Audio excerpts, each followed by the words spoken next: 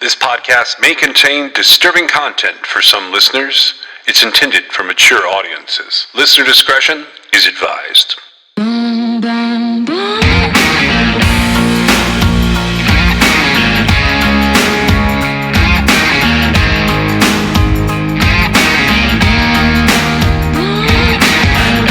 This is True Crime XS.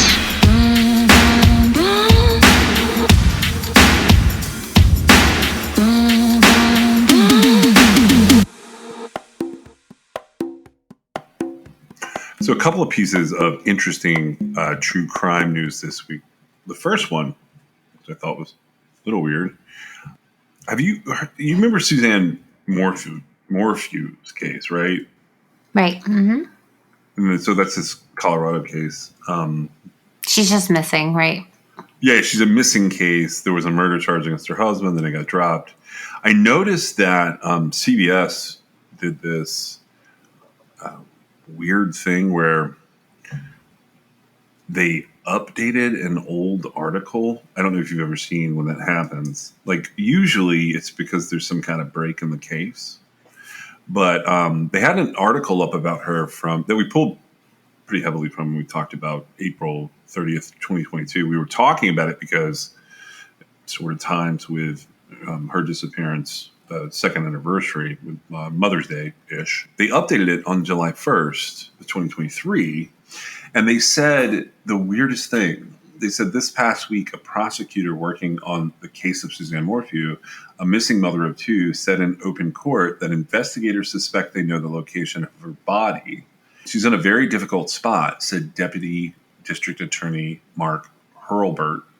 We actually have more than just a feeling, and the sheriff's office is continuing to look for Mrs. Morphew's body. What do they mean by that? It's been... Because remember, they talked about like they were going to find her when the snow melted, and there was all this stuff that went on. Well, I think that there's probably a whole lot more going on with that case. Remember, there was a DNA hit. Yeah. And the DNA matched like a couple of other cases in CODIS. And I really hope that they have been taking strides to identify it if it wasn't, if it didn't come back as a match to someone in the system, right? Yeah. It was attached to 3 sexual assaults, by the way. I did verify that after we aired the episode. There were 3 different sexual assaults that were attached back to that. Right. And so, again, I don't know if there's a known perpetrator, but the DNA profile matches her case. I believe it was it was DNA in her vehicle, right? On the glove box or something. Yeah. Because again, she has not been found. And I said just a missing person, and I don't mean that, that's, We're just talking technical classifications. Right. And so, but it's not less. Like, I don't want to be thought of as putting her down. I'm just saying, like, there is no indication of what happened to her yet. I mean, more than likely something bad happened to her. Otherwise, she would have come back. But anyway, so I'm thinking maybe they've identified that, and they may even be like in discussions, barring having discussions with whomever this person is, I don't know what they would be going off of. It is interesting that they said it in open court. What was that with regard to? I don't know exactly. I was trying to track down like what I'm missing here. There's a couple things that have gone on. So I had this ongoing conversation, and I think that you probably remember this case. There was a case that we covered from a book, and the book was called Seamus Muldoon. And I had talked to the family of a missing person where 2 missing people went missing on one day in Colorado a long time ago. Right. We were kind of going back and forth earlier this year, and they were, I don't want to name the family member, but essentially there's a family member I talked to in that case, and we sort of talked about this guy, John Furry, We talked about some other cases that don't have as much to do with it. We discussed Suzanne Morphew kind of roundabout because somehow someone got a phone call on their side of things where they were looking for an update in the case or something. Now, one of the other family members emailed me and they said, hey, there was male DNA that was found in Illinois and Arizona on the Morphew case. And I was just thinking of John Furry. And he's still wanted in Colorado. And I actually know where he is. Like I physically know where he is. He's in Florida. Yeah, he's in Florida. No. So we were looking for like interesting connections there. And one of the connections was it looked like John Furry's mom had sold the Morphew's home. Oh, really? Yeah, I thought that was interesting. And so when we were looking at that, we didn't put any of this together in the original episodes when we were talking about them, because we were talking about Jack Gordon disappearing.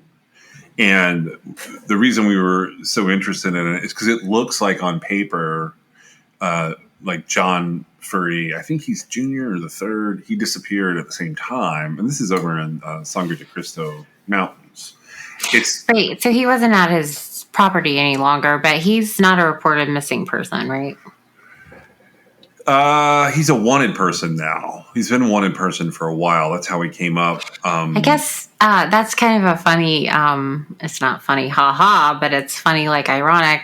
It's a roundabout, because anybody that's wanted means essentially they would, when they are found, they will be under arrest, right? Yeah. And so they are missing to at least some people, right? But he was never reported as missing. It was just that, sort of based on the circumstances of what all had happened in that case, they wanted to see if he knew where his neighbor was, right? Because his neighbor was reported missing. Yeah. And he just disappeared. But now he's wanted just because he didn't register as a sex offender, right? I think it's a little more than that. Like I kind of jumped ahead there. I think he has like an actual warrant for something, but yeah, it's tied back to. It was a violation of his probation or whatever. Correct. Yeah. It's coming back to me now. But as far as this, the new case, the missing person, he there's nothing directly like they haven't determined he was involved or anything like that. They've literally never spoken to him. Right. Because he disappeared. And you're saying his mom may have sold the Morphew house? Yeah. Yeah. So somebody attached to that situation with the same last name in the same family tree. When I pulled it up, I was like, oh, it's like someone random. But it turns out that it looks like it's his mother. Well, I've never seen that before. It's a pretty recent thing that like has popped up in public records. But I was looking at it and I was like, oh my gosh. And then, when we talk to like family members, sometimes I'll let them talk a little more than usual because these situations can be stressful for them, particularly with them, with Jack Gordon's family. And I don't want to like call out who it is or anything. When I message back and forth, there's two people there. And one of them is like really wants to find Jack Gordon. So we'll get into conversations like that whole hitman situation up in Vermont that we covered, where the guy was like found on the side of the road. We kind of called it bad movie plot. That was a nightmare case. Right. But that gentleman was local to Jack Gordon and had worked, for the sheriff's department there. So that popped up and we talked about that some. And then this came up this year where we were kind of looking at the CODIS hits in the Suzanne Morphew case. And I was hoping they would make more information public. Anyways, so there appears to be like something about to happen in the Suzanne Morphew case. I don't know if that's like, I have said that a couple of times and been wrong. I just thought it was weird that CBS updated that article like that. Well, what was it? So, CBS News, and so it was 48 Hours with Peter Van Sant, right? Yes, I don't know. Yeah, it's Van Sant's reporting. I don't know that they updated like the show or whatever, but there was an original date, which you said April 30th, 2022. It was on the second anniversary, yeah.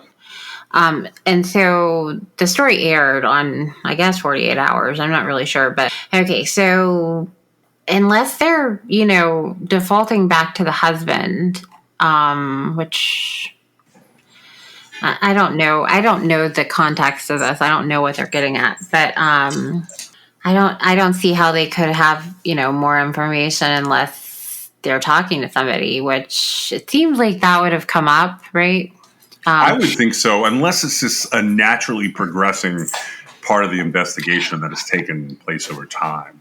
Like when you start carting, like if CART were to be involved with the FBI and you're analyzing cell phones, like multiple people's cell phones, it can take a really long time to get a map put together. And 3 years is not even close to the outside of what would be like too long for that. Like that could be happening now where they asked last year for some assistance with like additional cell phone data. And that could be what they're acting off of. That's so confusing to me because I really just have no idea. Well, I wasn't bringing it up to like make it crazy. I just thought it was interesting they updated that article. It is interesting. I think, did it re-air? Do you have any idea? I don't know.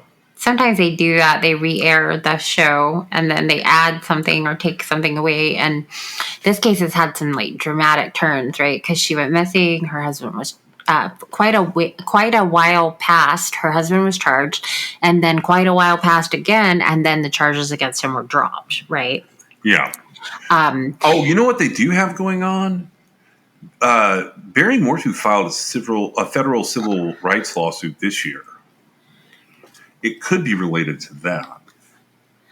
Well, yeah, that I guess it could be. I mean, it could have come out there. Yeah, maybe. I don't know. This is such a weird situation. I feel terrible for her family, including her husband, if he is not responsible for it. But I mean, it's so crazy. That is one of the craziest cases, just sort of based on the fact that, like, there was this whole story, right? Yeah. They had it down to, like, you've got Barry Morphew, like, chasing her around in the yard and, like, all there was a spy pen and there was the chipmunk all this guards. Weird stuff happened. And then all of a sudden there's, like, DNA from a CODIS hit that is in her car. And I can't remember. I think it was also, was it on the bike too? I can't remember. But everything that added up, I was like, oh no, they've messed up, right? Yeah. And I hope that they figure it out. Now, now keep in mind what the prosecutor said could have just as easily come out of his mouth wrong too, right? Yeah. Bolstering that we have an idea where her body is, but we can't get to it for whatever reason. I guess because of snow or something. That's what I thought, like, was going on in that case. And does it ever thaw? I mean, she had to have been put there. So if somebody had access to it in, April or May, right? It was Mother's Day. Yeah, it was Mother's Day. Okay, so May. They had access to it in May of 2020 to put her body there. Why can't they access it in July, right, of this year? I don't know the answer to that. And I don't really know why they're even, bringing this out as an update. I was just mentioning it because usually I have someone in my life that like watches all those shows. It's my mom. And she like will tell me like, hey, did you see Dateline or 2020 or 48 Hours or whatever? It was about such and such, and there was an update. And I don't engage a lot in. I have a couple cases that like if they pop up on there, like I watched a rerun of Holly Bobo stuff from some years ago the other day. I don't even know why I was watching it, but I did. But like I haven't looked at anything recently as far as the recent episodes to see if they put an update out there.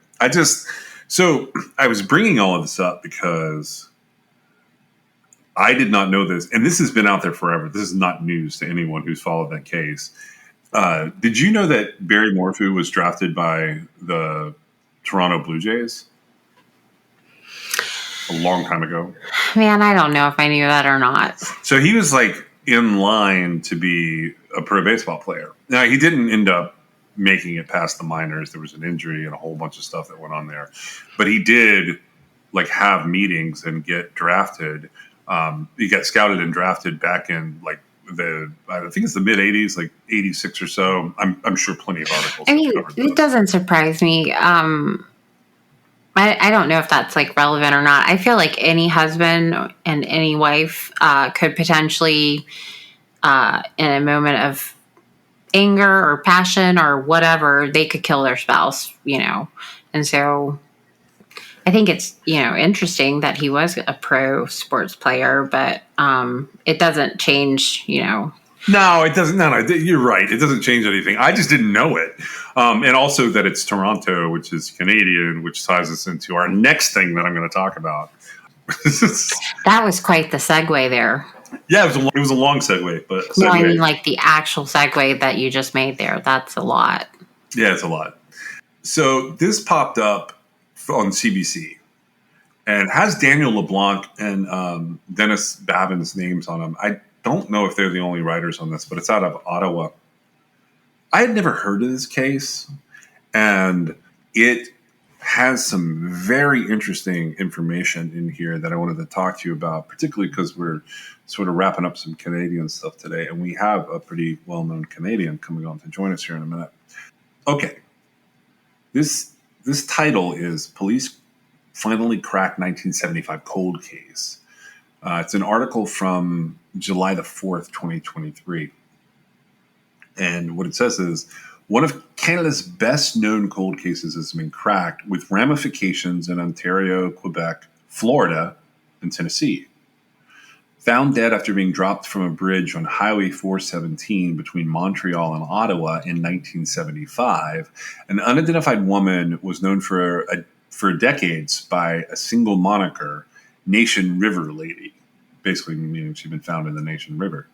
According to information obtained by Radio-Canada, the victim has now been identified as Jewel Parchman Langford, a longtime resident of Tennessee who was 48 at the time of her death. Her identity was recently uncovered by the OPP, which is Ontario Provincial Police, which also laid a murder charge against Rodney Nichols, a man who had been among Langford's acquaintances in Montreal in the 1970s. Nichols is now 81 and resides in Florida, where he's the subject of an extradition request. Here's the rundown on her case. Langford came from a family of 7 in Madison County, Tennessee, where her parents owned a farm. While she was in Canada at the time of her disappearance, Langford had long worked in the fitness industry in Jackson, Tennessee. According to local newspapers there, she and her then-husband, Atlas Langford, had opened a center dedicated to exercise and weight loss called the Imperial Health Spa in 1972. According to a source, Jewel Langford was reported missing in the spring of 1975 to police authorities in Montreal, where she had recently moved. She's believed to have been seen for the last time at the end of April 1975, and police started to look into her disappearance later that May. Montreal police investigated the case, but they never solved it. According to the source, the link was never made between this missing woman in Montreal and the body that was found about 150 kilometers west near Highway 417 in Castleman, Ontario, on May the 3rd, 1975. At the time of her discovery, the woman's decomposed body was wrapped in scraps of cloth, towels, and rags, while her hands and feet were bound with neckties, according to OPP. She could have been thrown into the bridge over the highway, where traces of blood were found. For decades, her identity remained a mystery to police. And the police have always referred to her as the Nation River Lady in their public comments. This is where it gets weird for me. Rodney Nichols was a well-known rugby player among fans of the sport in Montreal, mainly among the English-speaking community in the western portion of the city. So they're differentiating between the French and the English here. Okay, according to documents filed in a courthouse east of Ottawa, he was formally charged with Langford's homicide on September 8, 2022. But OPP never publicly announced the laying of the charge in the case, which was initially subject to a publication ban pending Nichols' return to Canada. The publication ban has since been lifted, but the case has not yet been reported in the media. Nichols currently resides in Hollywood, Florida. He's the subject of an extradition request by Canadian authorities, but he's yet to appear in court in connection with this charge, and he has not entered a plea. Now, CBC tried to reach him at his residence in Florida, but they could not. OPP spokesperson Bill Dixon said he had no further comment on the matter, as did a spokesperson for the U.S. Attorney's Office for the Southern District of Florida. The filing of the murder charge in this case came after the OPP decided in the mid-2010s to reopen the cold case. 2017, OPP experts unveiled a three-dimensional clay bust based on the body found in the Nation River in 1975, hoping to generate tips about her identity. However, the breakthrough came from the use of DNA testing and genetic genealogy, which helped OPP to identify the victim. Once they had Langford's name, investigators were able to make significant progress on the case. For years, Langford's unidentified body remained in Canada while a plaque commemorating her disappearance was installed at a cemetery in Jackson, Tennessee. Missing but not forgotten, it read. After Langford was identified, her body was finally brought back to the United States and laid to rest under a new monument that now says, "Finally home and at peace." Radio Canada made contact with Langford's family, but a spokesperson said they're withholding comment for now at the request of law enforcement. Okay, talk about screwing up a bunch of jurisdictions. It's That's a wild story. It is wild. Now we have to keep in mind it was 1975. Yeah.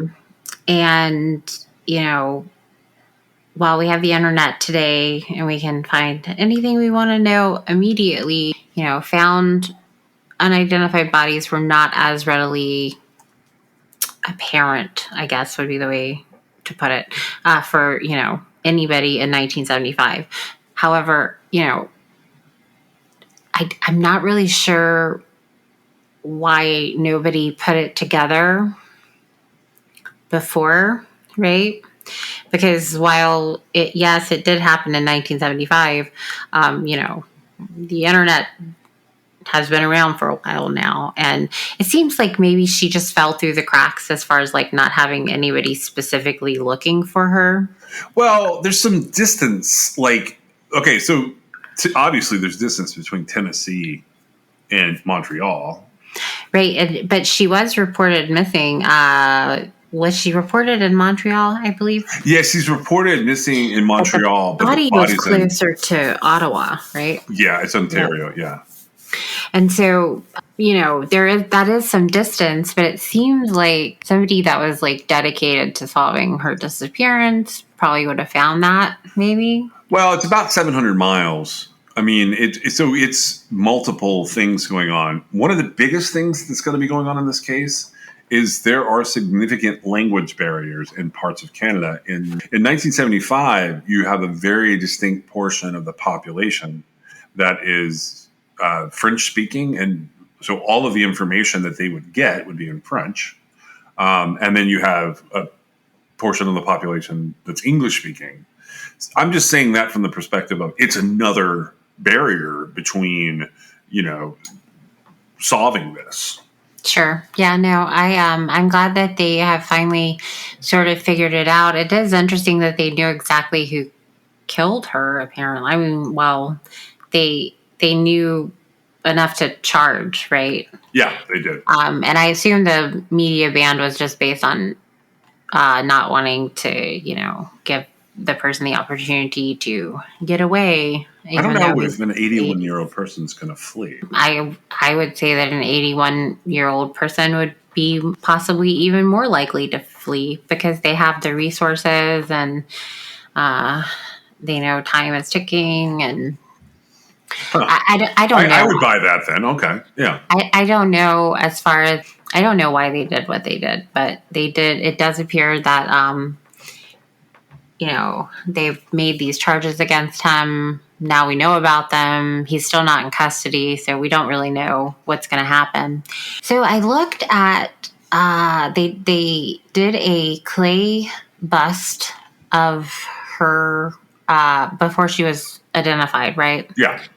And so she doesn't look much like the undated photograph that's provided in the article, but there is another picture that does look more like her, right? If you go down a little bit, it's weird how they did the comparison picture. Do you see what I'm talking about? Yeah. I'm looking at it. Okay, and then where there's a video, that picture does look a lot like the bust, right? Yeah. The video that they put up with it just says Jewel Parchman Langford went missing in 1975. It'll be in the first CBC.ca article that you can find if you just look for Jewel Langford or Nation River Lady. It'll be the top hit. So right, and people can look at it. I assume this is one of those cases that it was solved but not adjudicated. It had gone cold. Somebody knew something or another, and then somebody, for one reason or another, it could be a multitude of things. They open the case back up and they put it together, and they I can't really tell like if they immediately just knew, right? Yeah. I can't really tell, but I'm glad that they have identified her, and I hope she gets justice. So we have an interview today, and I'm going to switch over, and I'm going to put that in now. I'm not going to give much of a lead up here because I think we cover it in the interview. So this was an interview that we did in the course of the EPONA cases and sort of looking at Bobby Jack Fowler and some of the others. So today we have with us from dyingwords.net, Gary Rogers. And Gary, you've had several careers here. You've done a lot of stuff. You're an international bestseller for fiction and crime. Yeah. You blog about crime quite a bit, and wanted to get into a couple of the more interesting things you've done. You're a retired Mountie. Tell me how you became a Mountie. Well, it's back in the 1970s. The Royal Canadian Mounted Police was still quite a respectful force. And I'm not going to go any further than that about today. But I applied just like any other Canadian citizen can do, and I went through the screening process and was accepted. So I went to the National Academy, which is in Regina, Saskatchewan, at the center of the country. And then you're required to do some uniform work just to start off, to cut your teeth. So I did a few years in uniform, and then was selected for the detective section or serious crime section. And I spent the rest of my RCMP career doing serious crimes investigation, almost all of which were murders. And you decided that you had not had enough of that, so then you went to work for the British Columbia Coroner Services as a death investigator, right? Yeah, well, I had so much experience in death investigations through the police force. We covered the whole gamut, even, from suicides to, naturals where we'd rule out foul play, and then to homicides at various levels of murder cases. So I had a lot of experience both in investigation and being around dead bodies. So I was actually headhunted by the BC Coroner Service because when the role that I had as a detective, I worked hand in hand with the coroners. So it was well known. So when I reached pensionable service out of the police force, I took an appointment as a coroner for Vancouver Island. I got to ask, did you ever watch Da Vinci's Inquest? Sort of. I never really got into the police shows. What's his name? Larry Campbell that was in there. He was an ex-RCMP member, and he's gone on to be a Canadian senator now. So. I think that show is responsible for some of my love of true crime. That's why I asked. Okay. So, do I read correctly? Are you also a marksman? Yes, yeah. Part of my duties when I was on the RCMP forces was on what we call emergency response team, or ERT, which is the American equivalent of SWAT. So I started as an assaulter on there, and then took off for sniper training. So I did a fair amount of that. That was a secondary secondment. It wasn't a full-time position. So whenever we'd have regular practice, monthly practices, and then whenever there's a call out, you'd be taken away from your regular duties to do support services for ERT duties. So you went from being a door kicker to being sort of Overwatch with that as needed? Yeah, well, it's the marksmen are the ones that get in a position to be able to we call them neutralize the target. It's a nice way of saying taking them out. From this, you clearly have at least 2 careers there. And then now you've segued into blogging and writing. I have to ask, how was the transition to fiction for you? Difficult, because I didn't know anything about fiction writing, so I had to be self-taught.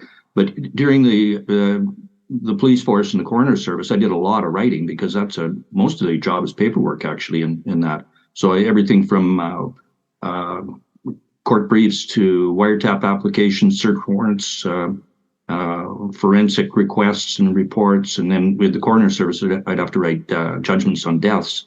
So I was very proficient with writing, and but the jump into fiction, that was a whole different ballgame for me. So I just decided I was going to tackle it, and I spent better part of 2 years on my first novel, which came out, and it did really well. So it's just learning the mechanics of fiction. Once you get it down, the best thing I ever did was read Stephen King's craft book called On Writing. It's everybody that writes fiction has got to be familiar with that. Oh yeah. So now I've got about 20, somewhere in the course of 20 publications, and I've had about 120,000 ebook downloads, and I think it's 106 different countries. Kobo I'm self-published. I didn't go the traditional publish route. So you get back what you put into it. So yeah, it's been good so far, and it's led me into the film industry now. So that's what I'm doing currently, is working on 4 different film projects, including 1 doing the script writing and 3 of them being a tech advisor to them. Yeah, that's good work. Primarily, I'm a screenwriter by trade. That's what okay. What I largely do, which, I spend a lot of time doctoring other people's stuff right now, coming up on my first big sale. And, that everybody said it would happen in my 40s, and I didn't believe them. And here we are. And that's how it went for me. Right. So Meg and I have been doing this for coming up on our 4th year. We're literally in our 4th season. I noticed going back through your blog work, you covered a lot of serial killers and a lot of sort of infamous cases up there.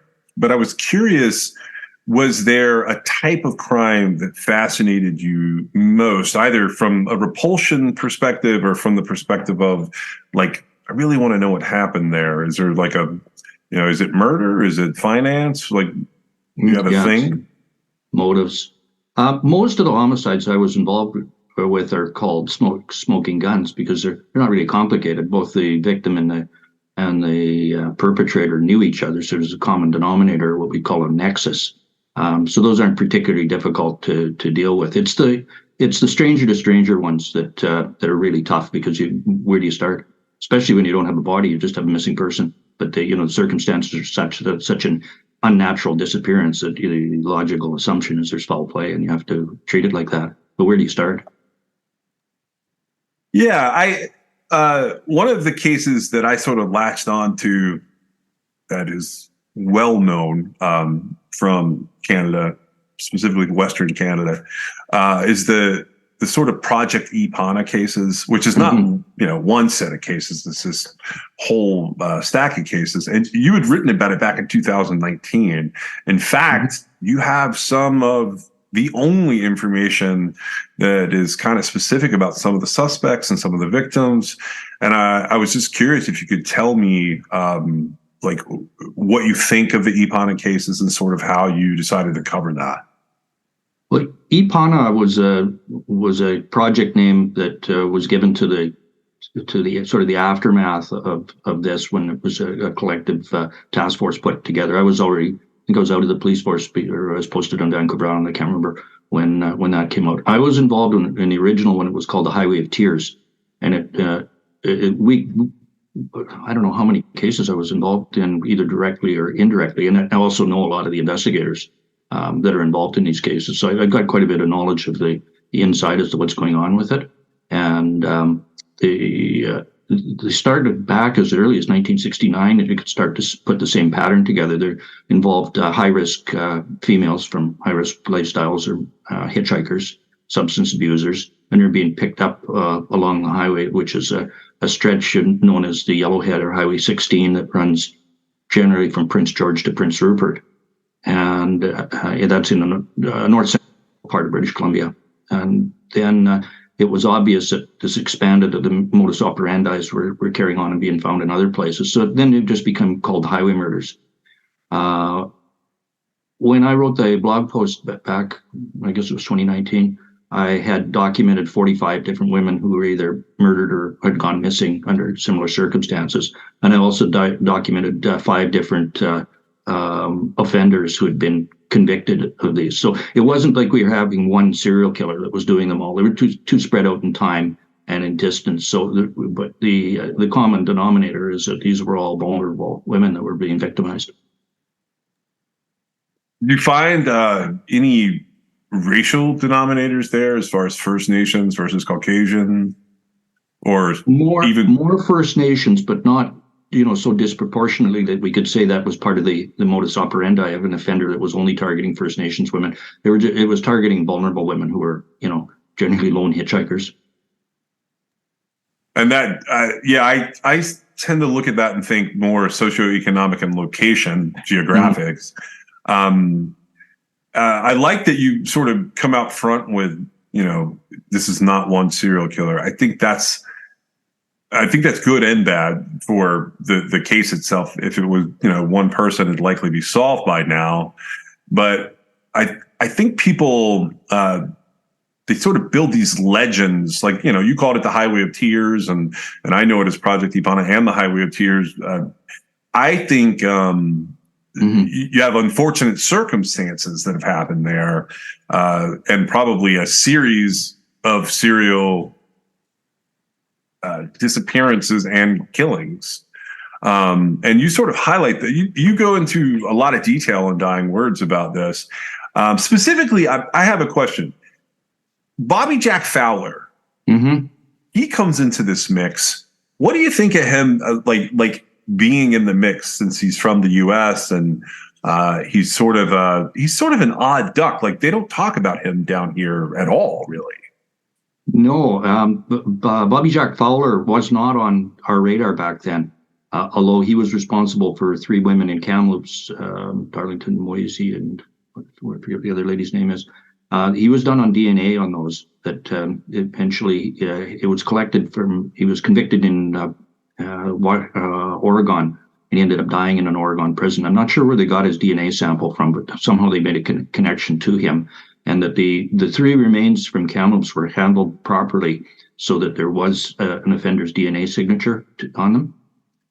But in my gut, I'd give you a high probability that Fowler was also responsible for the Monica Ignis murder in Terrace, which I was directly involved in investigating. The MO is just too strikingly similar in the time frames, and plus it's also, he was traveling from Alaska down to the States by way of the called the Highway Tears, the network there, coming into Prince Rupert by boat from Alaska, and then traveling through the Yellowhead Highway, and then working his way down Highway 97 into the Kamloops area, and then going through the Okanagan and into Washington State.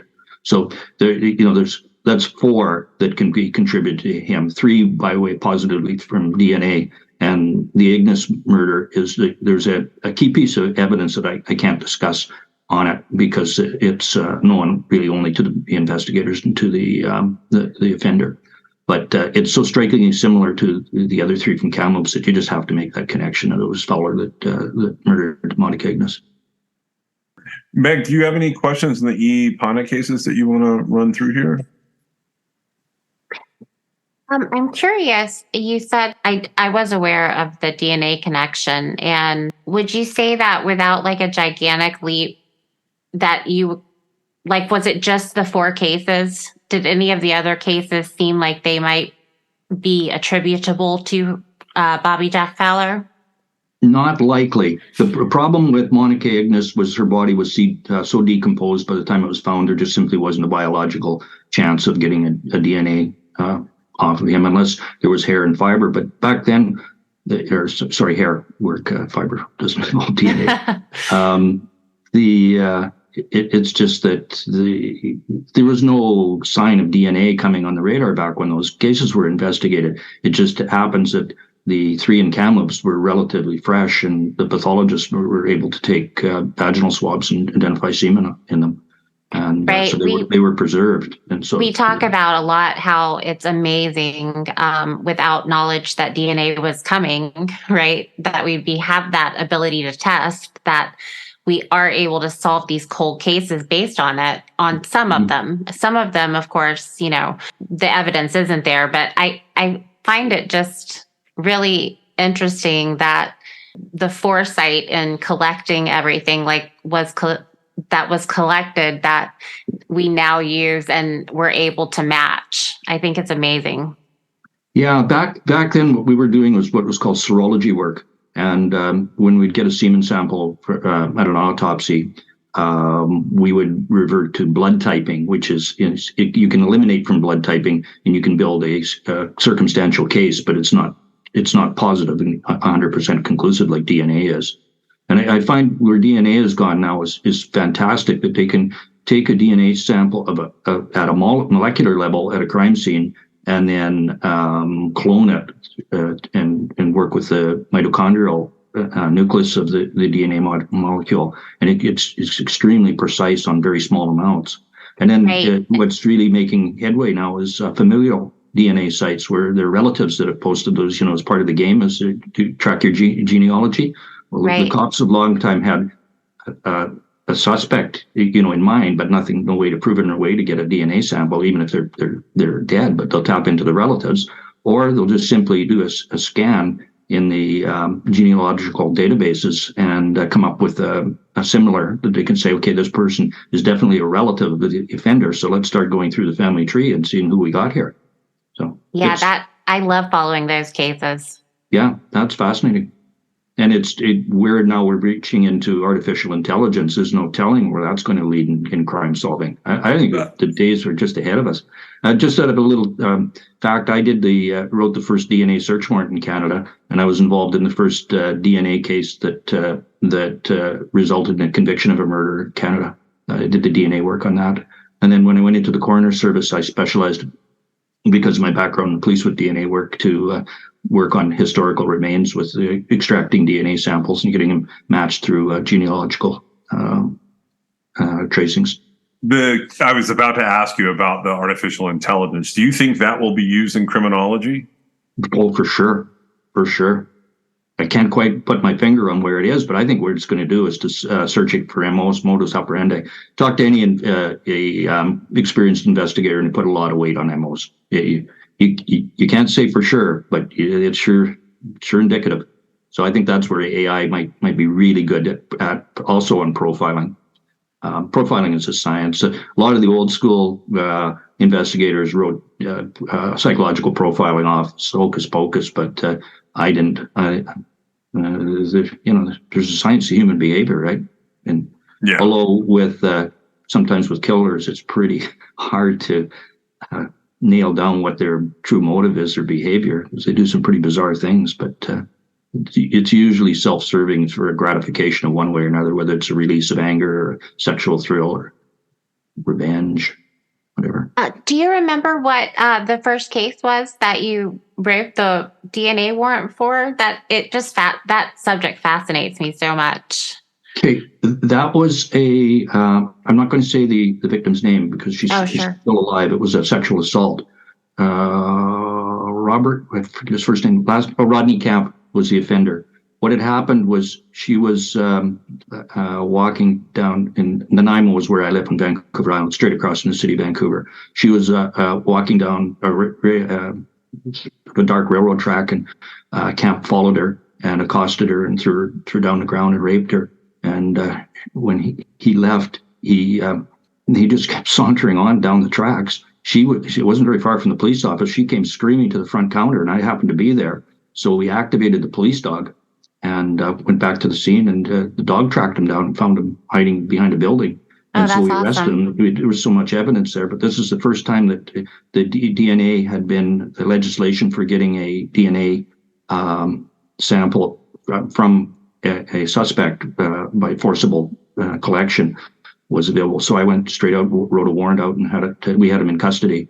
And that gave us the grounds to take a mandatory or a non-voluntary sample out of him. Right. And then it matched. She had a problem with the identity because it was dark, and she could give us better description of the clothing, his behavior, and that than a direct facial identification. So we did that, and then I was involved in the Lucy Trammell murder in Banff, Alberta, where the offender Ryan Love was living here in Vancouver Island, and we did a Mr. Big Sting on him and collected his DNA, which he discarded. So we had a warrant for that as well. So yeah, I was just at the right place at the right time. Right. Yeah. That always fascinates me, though. I know that it's really becoming like normal, but to me, it's this evolution that I guess as I've gotten interested in cases, it's right where this like avalanche of DNA stuff is happening. And so I'm just always fascinated by it. Yeah, it's the DNA techs that are doing this never speak in a certainty. They give it in probabilities, and how they come up with those numbers, I have no idea. But they'll say, well, it's within, the probability is 1 in 7 billion that it is this person. So I think that's a safeguard, and that's how the evidence is evolved, and I think that's universal, is how they give the DNA comparison results on. Sure. But we behind the scenes, we know that it's him. Or you can use DNA for eliminating people too. Sure. Right. Because you can go down a rabbit hole, and it's the wrong one, and burn up an awful lot of time and resources when you can get to the bottom of it right away and say, no, this is not our suspect. Let's move on. I was going to ask, do you have a criminal that stands out, like in your career, that for whatever reason, like you think of them now and again, and that's, whether it's they were especially atrocious or the opposite end of that, where you can't believe that happened? Is there you don't have to name them specifically, but like, is there a case that really stands out as like kind of a career maker? Yeah, let's call this guy Billy Ray. Now, it sounds like it's a fantastic fiction that I made up, but it's absolutely true. I had a lady, and I'll keep away from her name. She was murdered, she and her new boyfriend. She came into the police office complaining she wanted a restraining order against her ex-boyfriend, this Billy Ray. He was stalking her and threatening her, and he cut up her clothes, broke into her house, and did a whole bunch of weird stuff. So I took this really seriously and said, this has got the potential to go really nasty. So I went down to the prosecutor and swore a charge against him.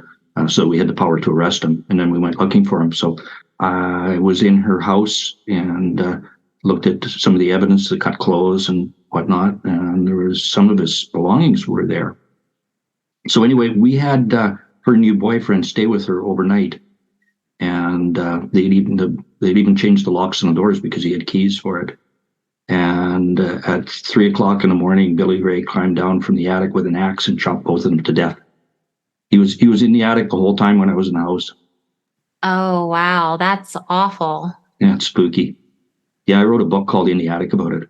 There's much more detail than that, but that's what happened. He was up in the attic listening to us the whole time with an axe. Oh, that's awful. Crazy. Yeah, no kidding.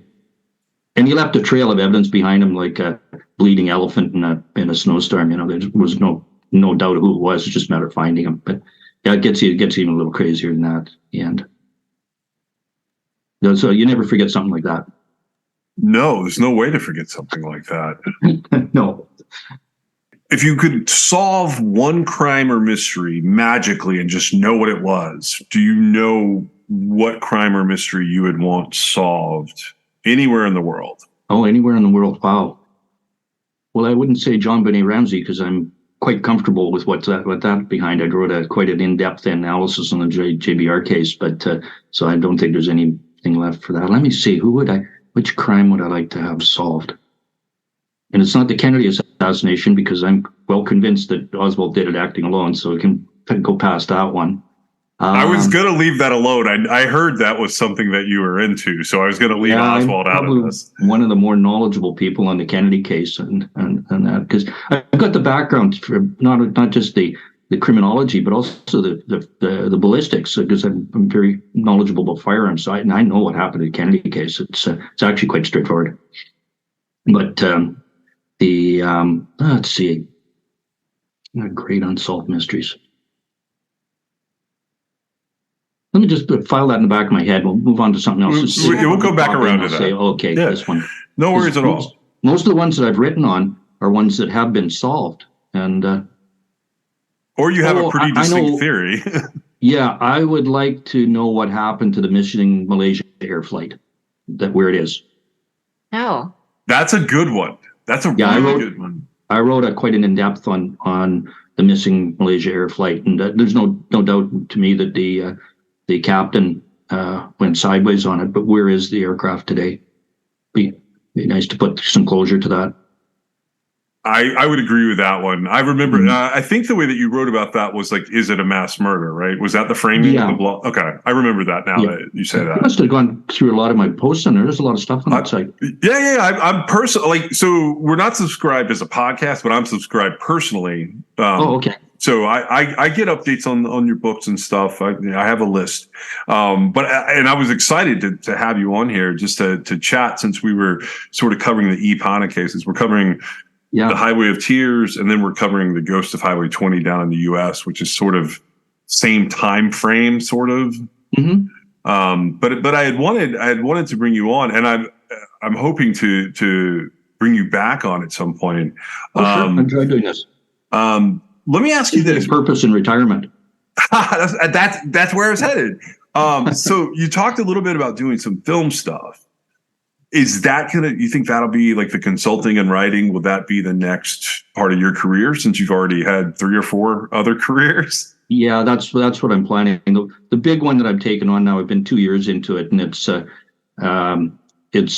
got a right of first refusal with a big dog in the industry. It starts with N and ends with X. So I'm taking that one seriously. It's called City of Danger. It involves a concept that I had in the back of my mind for quite some time about. I like the old 1920s the detective stuff. In fact, if I could show you around my studio here, I've got one section of it done up as a 1920s private detective office. It's a bit of a motivator. That's awesome.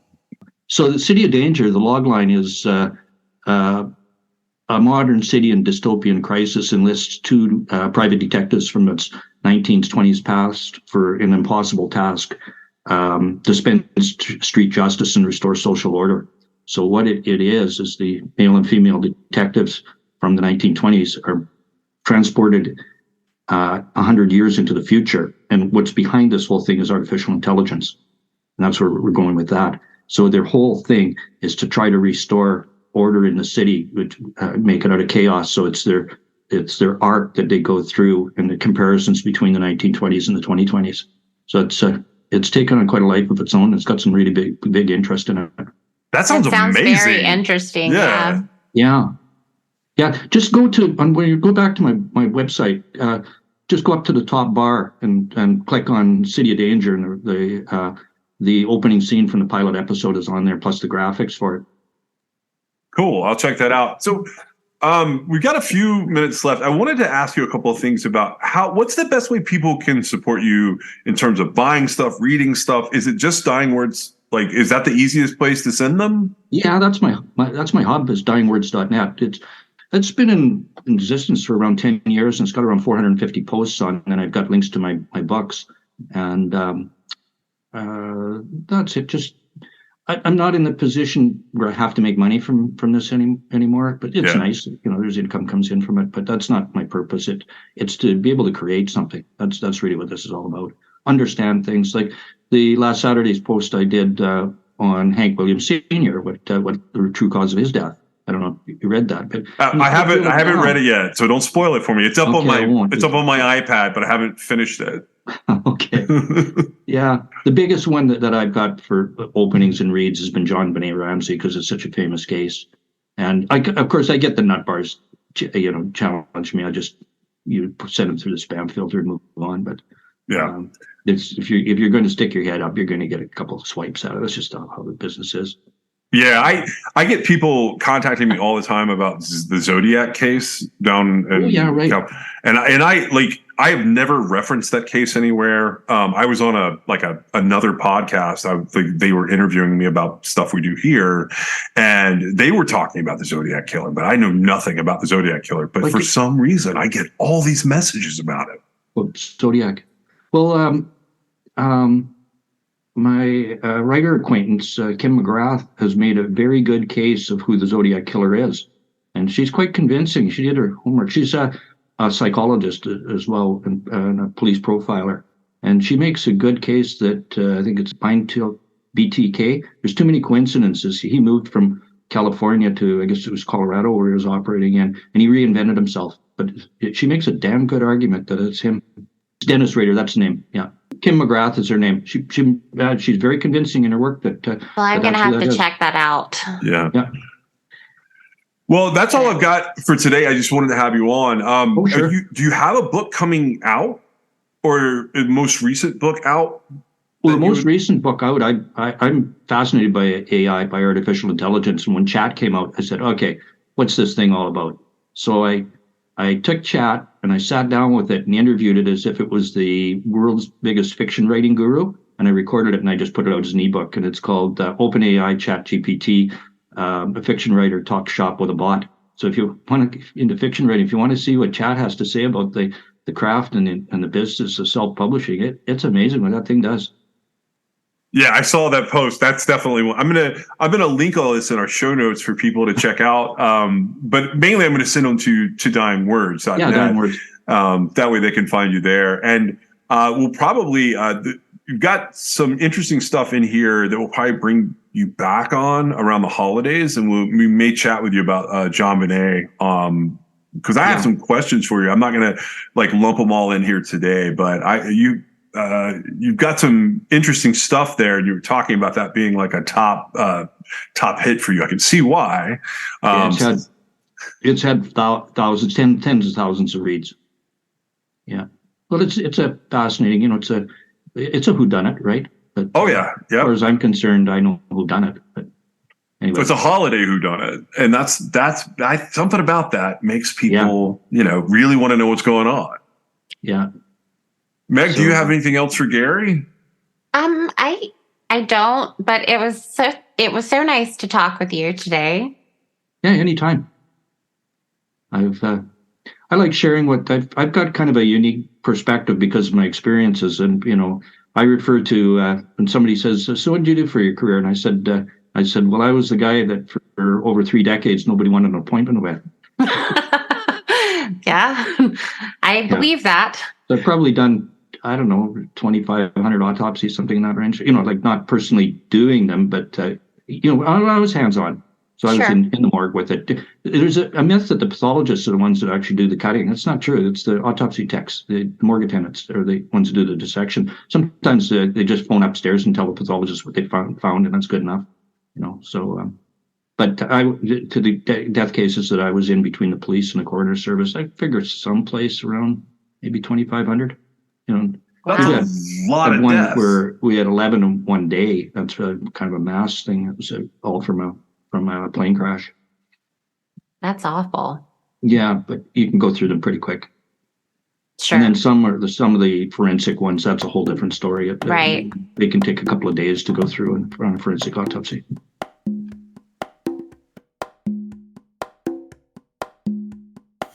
What did you think of talking to Gary? It was really interesting. I like him. I think he's so funny. I want to bring him back on.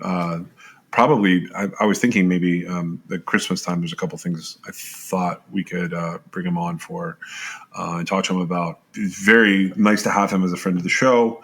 And again, his dyingwords.net is his blog. You guys can go and check that out. You can check out some of the other things he's written, and I will include that in the show notes, and people can check that out. Thank you so much for joining us today. We'll see you next time.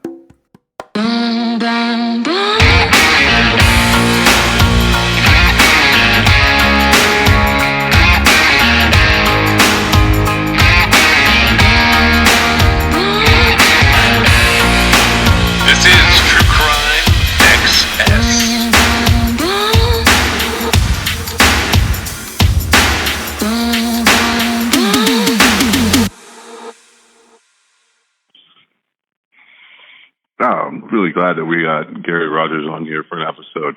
What's wild about this is we have like these outtakes on different episodes where we don't end up using them. And I'm going to use one today as an outro. It's really long. It's a whole different case that we were using to intro Gary. So it'll seem like it doesn't make sense because I pulled it out of the audio and dropped other things in there. But I'm going to run it because it's a really interesting case. It's going to be the world's longest outro, but I hope that people stick around. And I'm also kind of using it to gauge some of the analytics that we use. But this is the cut version of what got thrown out of this episode.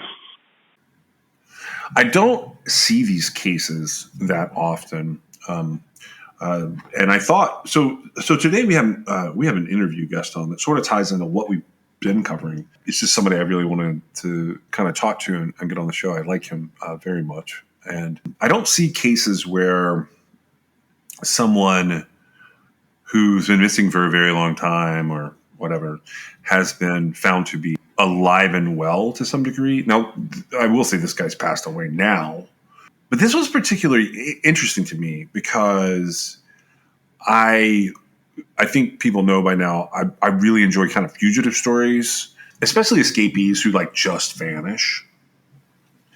And I've never read anything like this before, heard anything like this before. Have you? No, it's pretty fascinating. So I have a couple of different versions of this story that I'm going to pull from here, but I'm going to start with something from the Omaha World Herald, and this was really weird. I went through the whole thing thinking that there would be a byline, and I see the name Henry Cordes on the article, but it's not set up like a traditional byline, but it is Henry Cordes, who appears to be credited for this. And I assumed maybe it's in the image somewhere. And like when I pulled the version I pulled, I just didn't catch it. But here's what the article says. It says, Leslie Arnold mystery solved. Man who died in Australia was enigmatic Nebraska fugitive. When asked about his origin story, John Damon always told his family he was an orphan from Chicago, which is true in a way. In 1958, the 16-year-old Omaha boy indeed became an orphan when he shot his parents to death. 9 years later, after he sawed through prison bars and escaped the Nebraska State Penitentiary, the fugitive did flee to Chicago to launch his new life. But back in those days, Damon was known by a different name, William Leslie Arnold. And after more than half a century, the mystery of Leslie Arnold has been solved. U.S. Marshals in Omaha recently, through DNA evidence, determined a career salesman under the alias John Damon, who died in Australia in 2010, was actually Arnold, the long-lost convicted killer, who escaped the state penitentiary in 1967 and vanished without a trace.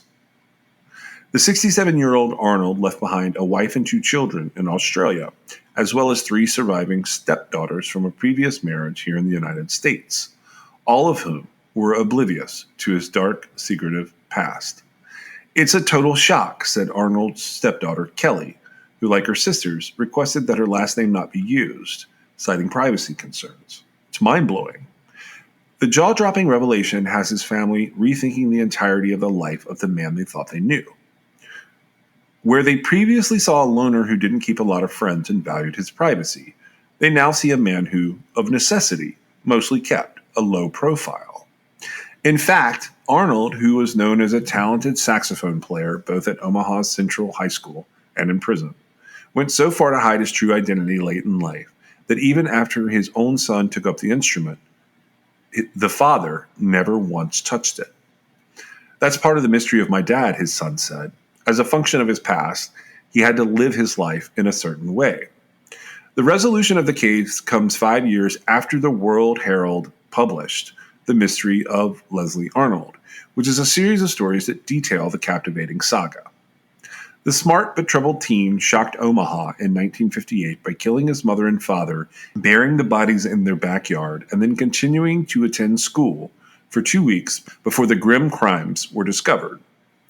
Sentenced to life in prison, the boy served for almost a decade as a model prisoner, Prison officials felt he was likely within just a few years of an official pardon for his youthful crimes and ultimate release.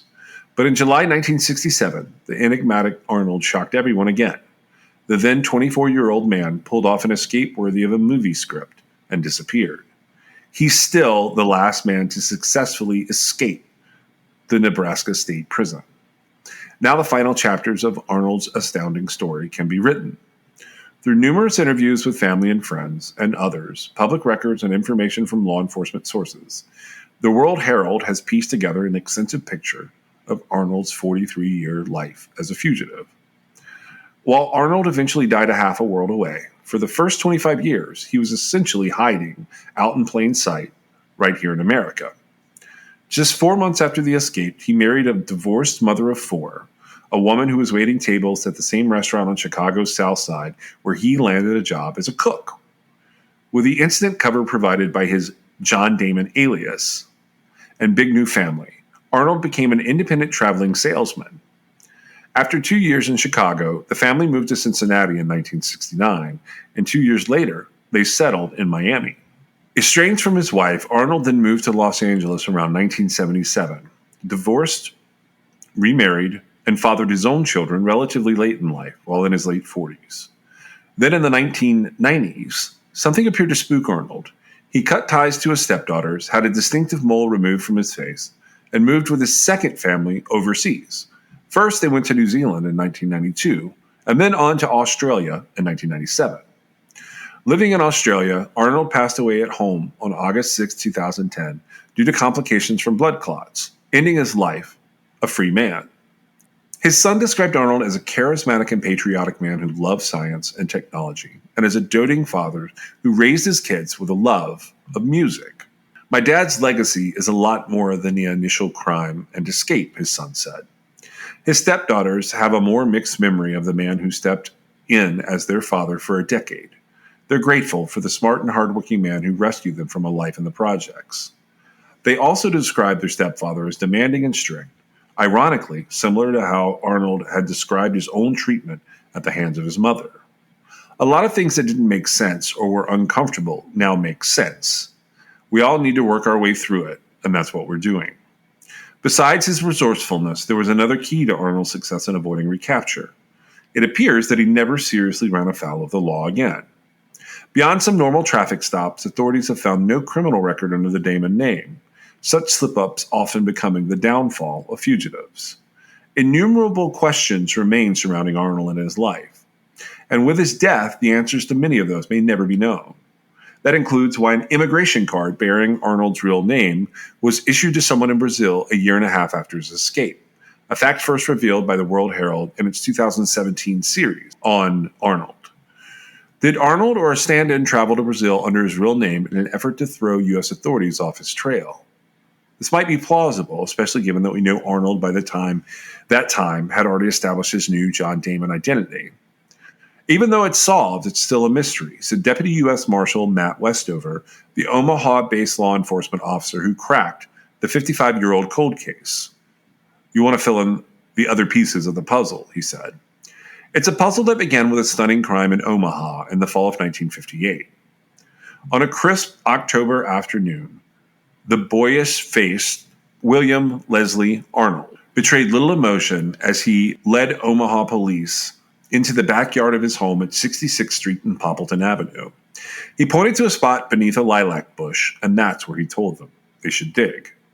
A uniformed cop had turned up only a few shovelfuls of black dirt before he revealed the first sign of the truth, a human hand. The bodies of the boys' parents, Opal and William Arnold, were soon unearthed. To believe the news reports from 1958, Arnold shot his parents to death simply because they wouldn't let him use the family car to take his girlfriend on a date. But digging deeper into the case, decades later, the World Herald revealed there was a lot more going on in the Arnold's neighborhood home. Arnold played in the marching band, the dance band, and ROTC band at Central. He was a good student. He was also high-strung and carried some deep anger and resentments, most of those feelings revolving around his relationship with his 40-year-old mother. Leslie Arnold would later tell psychiatrists that his mother ruled over him in a domineering and arbitrary fashion. It seemed there was nothing he could do to satisfy her, and others observed similar things. It seemed to me that his mother was excessively and compulsively hard on him, said his childhood friend, Jim Child. Arnold would later tell evaluators there may have been underlying reasons for his mother's erratic behavior. She was twice hospitalized after, quote, nervous breakdowns, end quote, the common term at the time for episodes of mental illness. A big source of recent conflict between mother and son had been Leslie's girlfriend, a North High student named Crystal, who Leslie had been dating for a year. His mother was dead set against the relationship, objecting to the girl's working class upbringing. The only thing I knew was she did not approve of me, and not just me, my whole family. She told the World Herald in an interview, we weren't good enough for her son. As one psychiatrist who later examined Arnold later put it, the way Leslie's mother treated the boy and her attempts to keep him from his girlfriend represented a challenge to the boy's very manhood. The emasculating influence of mother dominance, plus being treated as a child rather than a growing young man, would only serve to produce hidden resentments and antagonism towards his parents, which could be classified as a smoldering volcano, wrote the psychiatrist. On September 27, 1958, that volcano blew. Leslie and his mother were having another bitter argument over his plans to go to the drive-in with Crystal. That's when he would later tell detectives, I got this crazy idea in my head. He retrieved a .22 caliber rifle from his parents' closet. He later said he just wanted to show his mom he was serious about going out with his girlfriend. When his mother laughed at him and told him to put the gun away, he said that he suddenly raised the weapon and he pulled the trigger. The boy then stood over his mother and fired 5 more shots into her chest. I can't explain it. She seemed in pain, and I didn't want to hurt her anymore, but I just kept shooting, he later told investigators. It was right at that moment, he said, that his father came through the door. Enraged at the sight of his wife's body, William Arnold went after the boy. After ducking a wild swing, Leslie shot his father 6 times too. He fell dead in the dining room beside his wife. Arnold later said that he curled up on the couch and he cried, not knowing what to do. Within an hour, he had hatched a plan. He told everyone his parents had suddenly left town to find a senile grandfather who had wandered off in Wyoming. He arranged for his brother to stay with the family. The boy then felt the need to see his girlfriend, taking her to the drive-in after all. Arnold later described it as a horrible night, the boy tortured by his guilty conscience. And the next night, under the cover of darkness, he dragged both of his parents' bodies to the backyard, and he buried them. For the next 2 weeks, Arnold settled into a routine, opening his father's downtown business before going to school. But a week into his ruse, he was startled to return home to find his grandfather, the same one he had been telling people was missing. Not satisfied with the boy's evasive answers, his family, 5 days later, went to the police. On Saturday morning, October the 11th, he was taken in for questioning and copped to the crimes. Months later, he pleaded guilty to 2 counts of second-degree murder, and he was sentenced to life in the state penitentiary. While Arnold faced at least 10 years of incarceration at the time, the state's pardons board commonly commuted the life sentences of killers to a set number of years, allowing them to be released on parole. Prison officials found the boy industrious and earnest, and the model prisoner also pursued his love of music by playing in the prison band. We all just kind of felt like he would ultimately make parole and make a success out of himself, said one prison official. But at some point, Arnold soured on prison life, and in 1967, he conspired with fellow convicted killer James Harding to break out of the trustee dorm, a secure facility within prison grounds for lower-risk inmates who were nearing possible release. Arnold and Harding convinced the recent parolee to toss a tube containing saw blades and a pair of rubber masks into the prison yard, where the conspiring cons retrieved it. Arnold and Harding then hid away inside the music practice room, sawed through the bars that covered a window, holding them in place with chewing gum. On the appointed night of July 14, 1967, they used the rubber mask and fashioned dummies in their beds to confuse the overnight guards. They then made their way down to the music room, jumped out of the window, scrambled over a barbed wire fence, and ran to a clearing, where the new parolee waited in a car. He drove the escapees to Omaha, where Arnold's childhood friend got them clothes, money, and tickets on a 3 a.m. bus bound for Chicago. The escape was so clean, they were already halfway to Chicago by the time they were discovered missing. Harding was recaptured less than a year after the escape and later paroled, told the World Herald in an exclusive interview before his 2008 death that the last time he saw Arnold was just days after they landed in Chicago. Arnold informed Harding he already found a job as a cook in a restaurant in a Polish neighborhood, and he had also hooked up with a girl, an older woman. "I got mine," Arnold told Harding the last time they spoke. "You go get yours."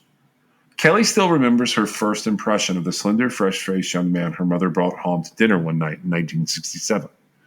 He didn't eat much, like one pea and a little mashed potatoes. He seemed nice enough, and he didn't talk much. He didn't talk about himself at all. Kelly's mother, Jean Bouvier, had recently met this new young man named John Damon at David's, a restaurant at 31st and South Halsted in Chicago. The divorced mother of four worked there as a waitress. Damon had just taken a job there as a line cook, a skill that he'd actually picked up in prison. David's was known for ice cream sundaes, and it was indeed located in a heavily Polish neighborhood. The couple's courtship became a quick one. Arnold soon after moved in, and then Cook County records show that Damon married Jean in a civil ceremony on November 27, 1967, just 134 days after Arnold had escaped. Her daughters don't remember a proposal or a ceremony or even a ring. Kelly said, "The next thing I knew, they were married." At 34, Jean was older than Arnold, who was 25. She was an attractive woman, too. The Chicago native was a little glamorous, with a trim figure, a blonde beehive hairdo, and her nails and makeup done just so. She also possessed a sassy personality and enjoyed the company of men. It's easy to see why she'd catch the eye of a young man who'd been locked up since age 16. But both also gained much from their hasty union. For Jean, a survivor who'd always found a way, it meant stability for her family. After meeting Arnold, the new family moved from the public housing projects near the restaurant where they'd been living to a much nicer place on West Race Avenue. For Arnold, the marriage provided instant cover, helping him quickly blend into society. He overnight went from a Nebraska prison escapee to the married father of four daughters, ages 14, 12, 9, and 5. "I told my mom he was either ignorant or brave to marry a woman with four girls," said Sean, the then 12-year-old. "Now I think John took it on because he needed it. What a perfect cover." The girls were told by their mother that their new father had grown up in an orphanage. But Deb, the oldest of the girls, said she now has to wonder whether her mother, who died in 2000, knew something about Arnold's past more than she ever let on. It was a tough go for a single mom, and I could see why she would want someone who could support us. Maybe she had an inkling of what was going on, but we'll never know. Along with his new family, another key to Arnold establishing his new identity was an official looking but forged Illinois birth certificate he had somehow obtained under his chosen John Damon alias. It listed his birth year as 1941 rather than 1942, and his mother as Jean Stanley, which was actually Jean's maiden name. The fake document enabled him to get official identification during his life, like driver's licenses and social security card. So within weeks of his escape, Arnold has a new name, a new life, and the tools to support himself. As he settles into married life, Arnold and his bride shared some things in common, including a love of movies and music. He bought himself a saxophone, sitting in the corner of the living room on Race Avenue to play. He sometimes would have a drummer or guitar player that would come over and play with him. They would jam out and all kinds of stuff, Deb said. Sean even remembered him playing a few public gigs years later when they lived in Miami, producing an early 1970s family picture of a tuxedo-clad Arnold holding a sax. But overall, Arnold's stepdaughter said it was rare for their father to socialize with anyone outside of the home. He just kept to himself. One time, their mother had invited a bunch of neighbors over to throw Arnold a surprise birthday party. Kelly said that he threw a fit. He hated it. At some point early, Arnold transitioned occupations from cook to salesman. He worked as an independent sales rep, a middleman between distributors and potential customers. His stepdaughters recall him selling lots of different things over the years. He sold linens, vending machines, chemicals, even musical instruments. He worked hard, traveling all week often. He would always wear a suit and tie and look clean cut. He was a strong communicator and speaker, and he seemed good at his job and making good money. His sales work also may have been why the family, in 1969, moved to Cincinnati. There they settled into a tidy 2-story wood frame house with a yard of their own and a piano in the dining room. For the girls, it was the first time in their lives they'd lived in a real house, not to mention Arnold's first since Poppleton Avenue in Omaha. In Chicago, we were poor from the other side of the tracks. Here was his savior, Deb said, who pulled us out of this rough life. To Deb, Sean, and Kelly, Dawn, the youngest, died in 1998. It seemed that their stepfather was always working, but today they hold some nice memories of Arnold, the only man they ever called Dad. They appreciate the love of music he instilled in them, particularly for jazz. Deb remembers him for piano. Kelly fondly remembers him taking her to a Henry Mancini concert. But the sisters also describe Arnold as demanding, strict, and unforgiving, much like they now understand him to have been treated by his own mother.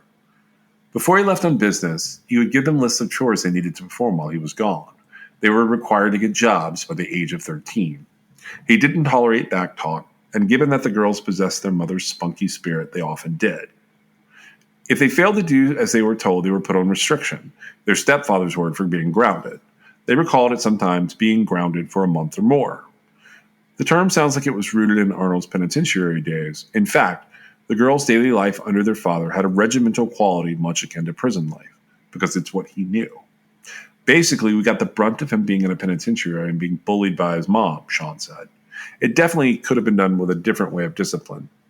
But c'est la vie, it's in the past, Deb said. He was very, very difficult sometimes and very hard on us. There are some other intriguing stories from the family's early life together.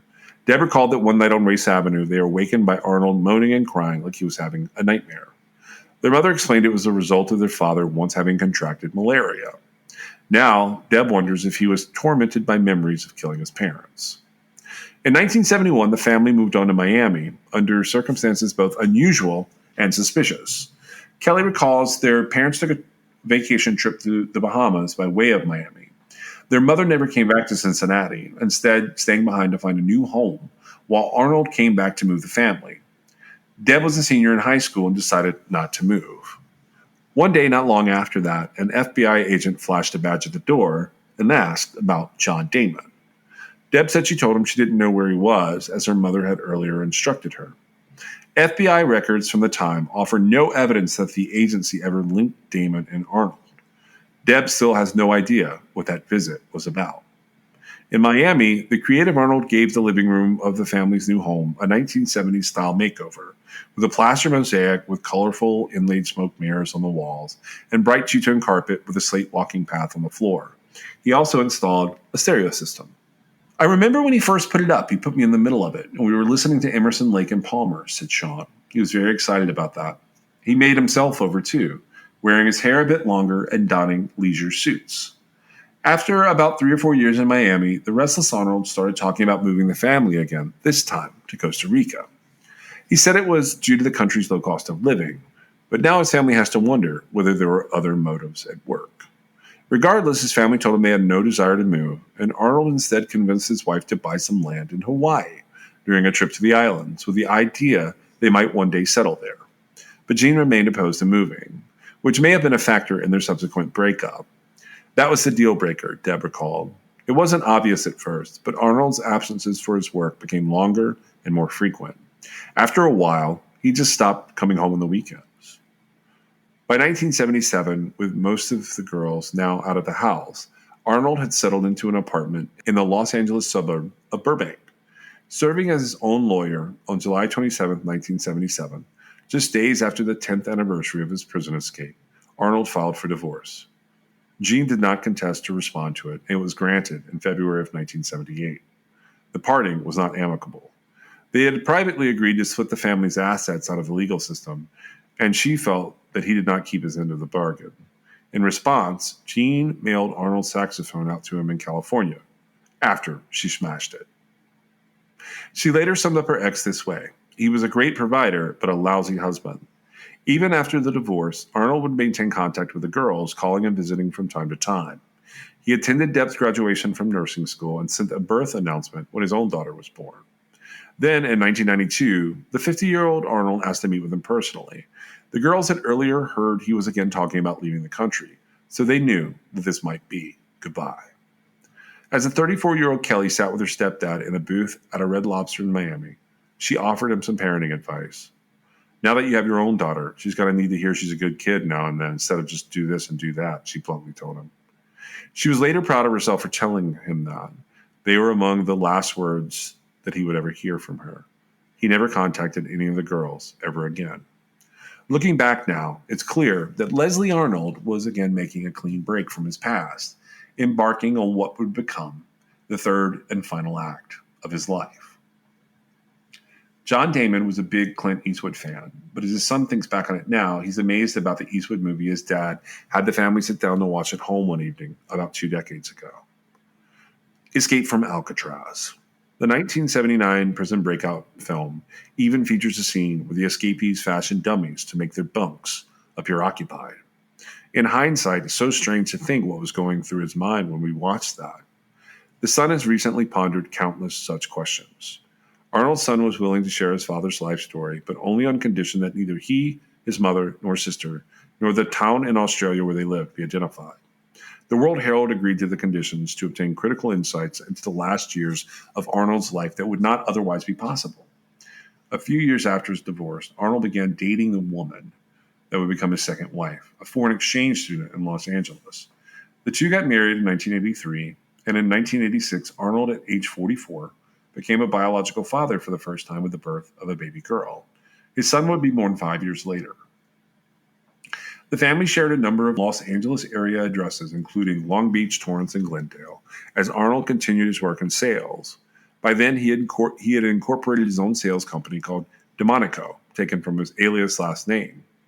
Then, in 1992, Arnold rather suddenly decided he and his family needed to leave the country. After the riots in Los Angeles in the wake of the Rodney King police beating, Arnold told his family that the country had changed and the United States, or at least Los Angeles, was not going to be a good place to raise a family. His wife was firmly opposed to the move, but went along. Arnold's family now believes he may have had different motives for leaving the country. Indeed, with the 1990s rise of the internet, law enforcement now had much better tools to track people's movement and share digital fingerprints, driver's license photos, and other information. The planned move was not the only twist suggesting Arnold had grown concerned about recapture. Around that time, he had a doctor remove a mole from his cheek. The mole had been a distinctive feature on Arnold's face since boyhood, always mentioned in the FBI postings about the fugitive. He told his family he was tired of cutting it while shaving. Throw in the fact that he said goodbye to his stepdaughters at that time and abruptly cut off all future contact and ties, there's a reason to believe that something had spooked Arnold. The family first flew to New Zealand and lived as Kiwis for 5 years before moving on to Australia. Even while living overseas, Arnold for nearly a decade continued to at times travel back to the United States for work. But it seemed the work that had long been the center of his life became secondary once Arnold had children of his own. He often expressed to his children how profoundly their births had changed them, giving him new purpose, he'd tell them, altering his perspective on what was important and teaching a life lesson. His son and daughter knew him as a loving, doting, and lighthearted dad who wanted the best for them, making it all the more surprising when they learned later how he had parented his stepdaughters. Like his first family, Arnold's second was raised amidst his love of music. His son developed his own passion for music, having no doubt he chose to take up the saxophone due to his father's influence. But while Arnold told his son he used to play the saxophone, he never picked up his son's instruments to display that skill. In fact, his son only once in his life saw Arnold display any musical talent at all. As his son struggled one day to play a complicated jazz riff on the piano, his dad sat down on the bench beside him and said, "Why don't you try it this way?" and then proceeded to play the riff perfectly. His son never thought much about it at the time, miffed and feeling his father had showed him up. Now he sees it as evidence his father was suppressing his musical talent. Yet another sign Arnold was concealing his past. He repeated to his second family the story of growing up in an orphanage. When pressed for details, he said it had been a difficult life he didn't want to revisit, and that he felt neither the need nor desire to learn any more about his birth parents. Arnold would sometimes anchor his life to bits of truth. For example, he once told his family he had worked as a dental technician. He didn't mention that he had done it in prison. A lot of what we knew, were told, were partial truths, his son said. He did not open up, and I did not ask questions. In the end, Arnold took his secrets to his grave.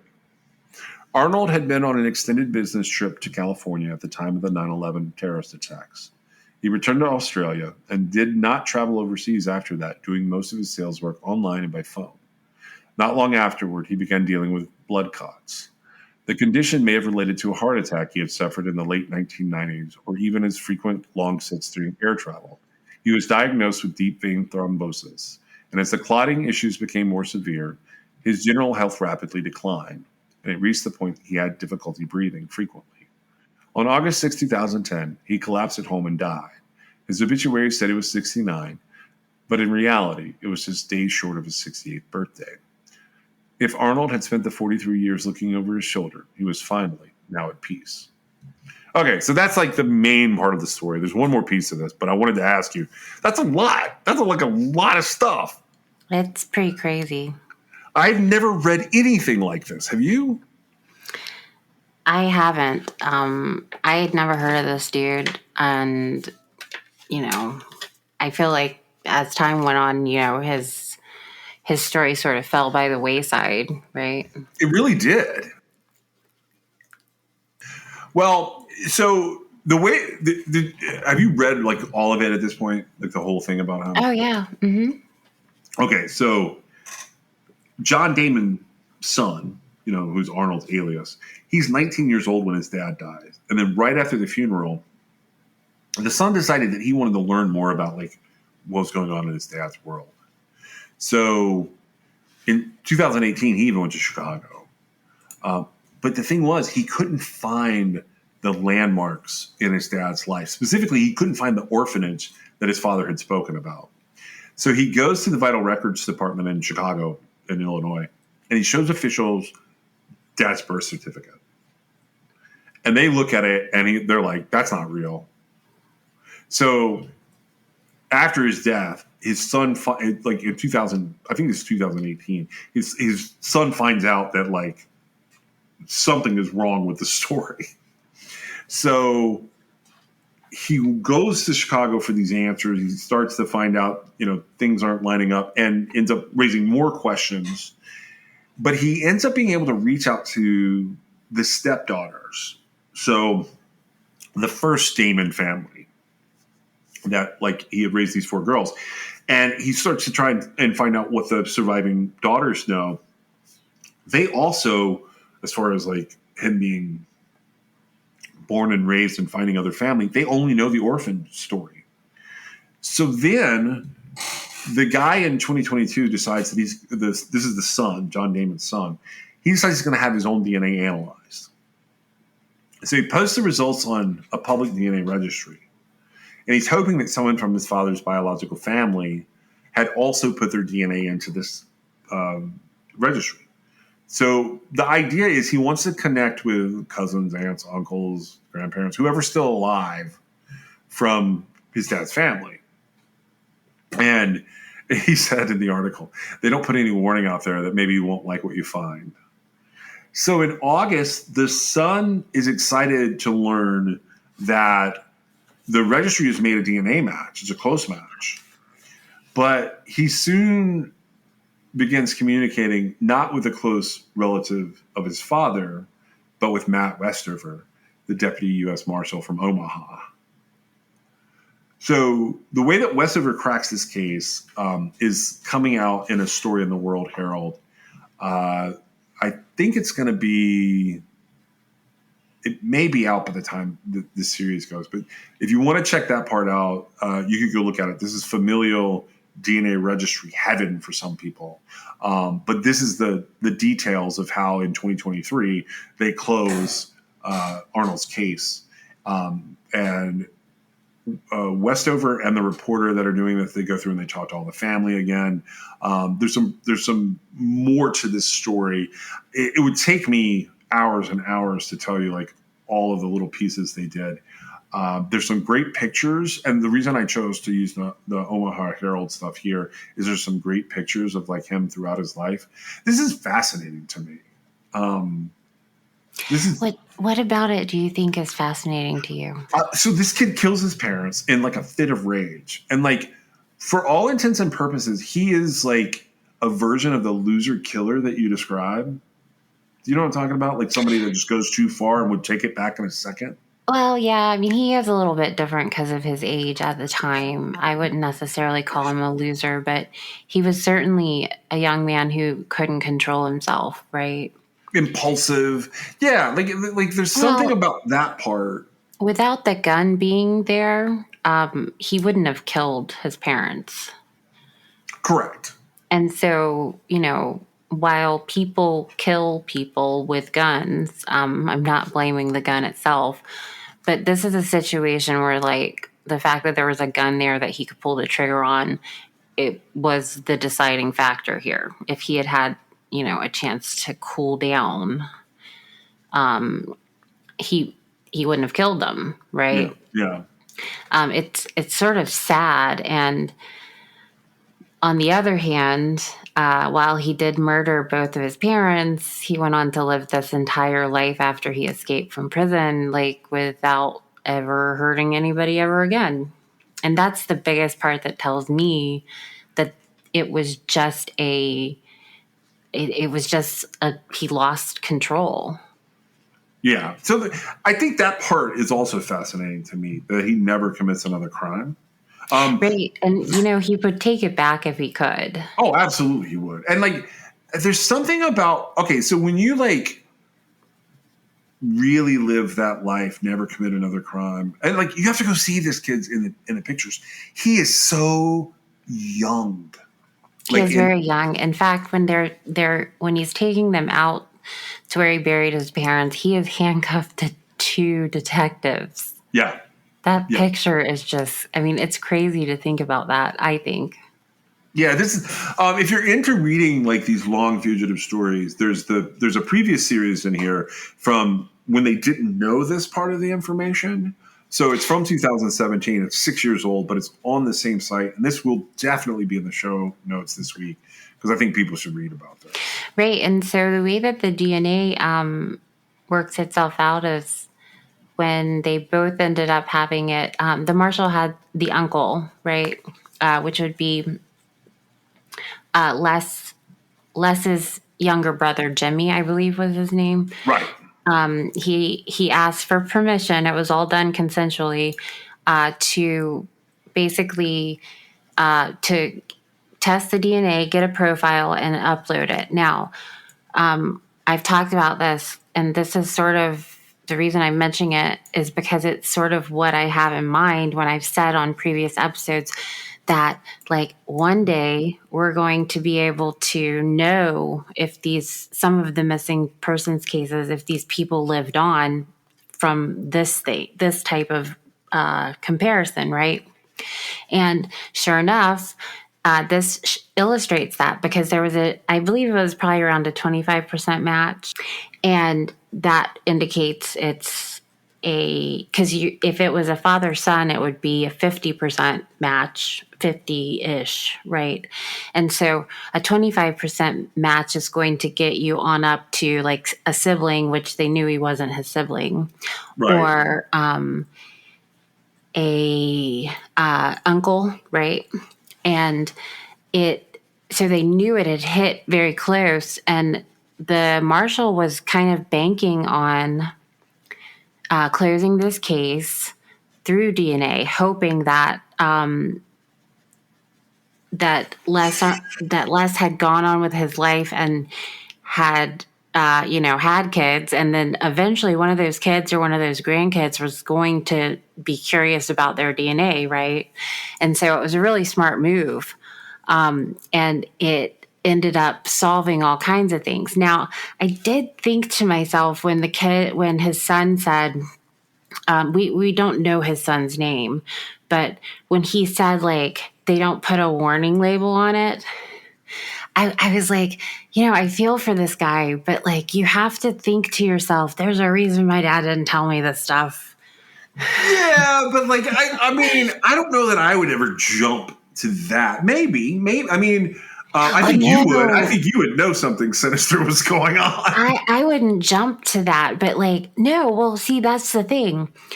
If I have somebody in my life and, like, they choose not to tell me stuff, I don't go looking. Like, Well, I think don't this is see- after the fact too. Oh, sure. Yeah, no. I mean, his dad had died and he wanted more information, which you absolutely can do. But if you've spent your entire life with somebody and, you don't know whatever it is you don't know, I have to think to myself, well, there's probably a reason they didn't tell me. But whatever, people can do whatever they want. And clearly, I mean, this turned his entire world upside down, I'm sure. Right? I mean, Absolutely. This would be for all of those children that are still alive. So you got 3, 4, you got 5 kids, and I think the wife survived them. So you got, 6, you got 6 people and countless others who have sort of been involved in this along the way that we don't even know about, that met John Damon having no idea that it was Leslie Arnold. I think that it was pretty ingenious for him to marry a woman that had 4 older. I mean, they weren't little kids at the time. I don't know how old they were, but they 5, were 9, 12, and 14. Okay. And so she had 4 kids. Like, so he basically had a ready-made family, right? He did. And so, I mean, that was pretty smart, I have to say. Like, It as was far as brilliant. him not being, suspected of being this fugitive, right? Now, I looked when I was researching for us to talk about this on this show. I did see where, like, in some circles, like, this was a big deal. Like, his never surfacing anywhere had bothered people, right? I guess Yeah, that kept it really up with did. it. Yeah. And, I don't know what anyone's particular connection would be to, but, for some reason they knew about it. And this was so far before my time that it's never even come up. Right. And so to me, now they had picked out different people that could possibly be this guy. And I thought that was really interesting. I didn't know any of the people, but the way that they were talking about it, it seemed like these people at least must know who they're talking about, right? And so it never would have occurred to anybody to think that this man with his wife and 4 daughters was, the same guy that, like, 3 months earlier he had escaped from jail. He had escaped from prison and for killing both of his parents. Right.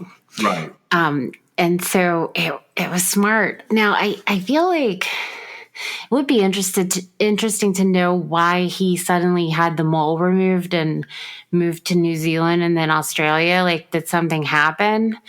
But I guess we won't ever know. But to me, it illustrates he did live in sort of a prison, right? Because he was never free from. Yeah, that's a really good done. point. Yeah. And, he would have been paroled at some point if he had not broken out of prison, but I guess it was just taking too long. And so, to me, when somebody loses control and they make a mistake, which is what I feel like this was, I feel like that's like a whole different thing than when people are like, killers, right? People who kill people like serial killers do. It's completely different. Yeah. And it shows you that, like, everybody has it in them. Everybody's capable of doing something bad if the right set of, like, circumstances comes together, right? Everybody can have that pressure cooker moment where they just explode. And, that's what happened here when he shot his mother out of the out of control factor, and then he shot his father because he panicked because he came in right after he shot his mother, right? Yeah. And so I mean, kudos to him for going on to live the life that he always wanted. It's not great that he escaped from the penitentiary and nobody ever found him. He didn't do anything else bad, right? So, I mean, it's kind of I can't really say, like, he should be punished for that. I mean, obviously he's dead, but it sounds like he may have he died pretty young, right? So the stress might have played a factor in that. I think the stress would play a factor in all of it, and I think towards the end of his life, things were. It was probably far more stressful than we realized, just from what we're looking at here. I do find, like I said, there's multiple facets to this I find fascinating. Do you have more to say on this guy? I was gonna say, can you imagine like being in a situation where you couldn't tell like your children? That would drive me a little crazy, I think. It would be really hard to not be able to like elaborate on, what, but he wouldn't want to involve them, right? Right. Because as soon as they know, then, they could, in theory, be held accountable for knowing, right? Yeah. And so he really couldn't tell anybody anything.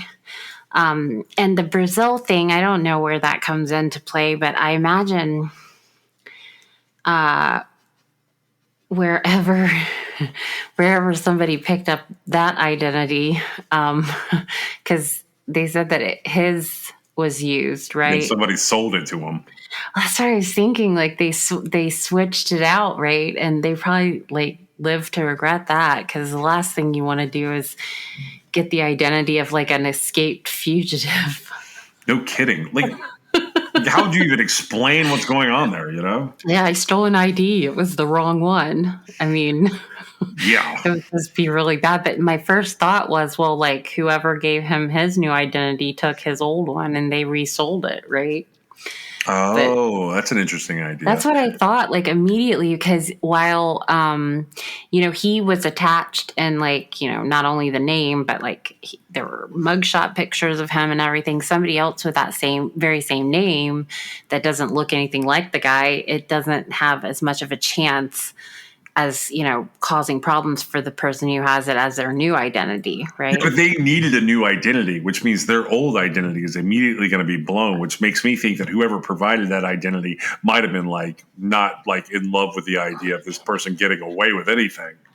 Well, right. And so, but I don't know that having put a bad new identity on somebody who has a bad old identity, I don't know that at that time it would have lined up. Like where people would have realized immediately what was going on, especially, what was it, Brazil?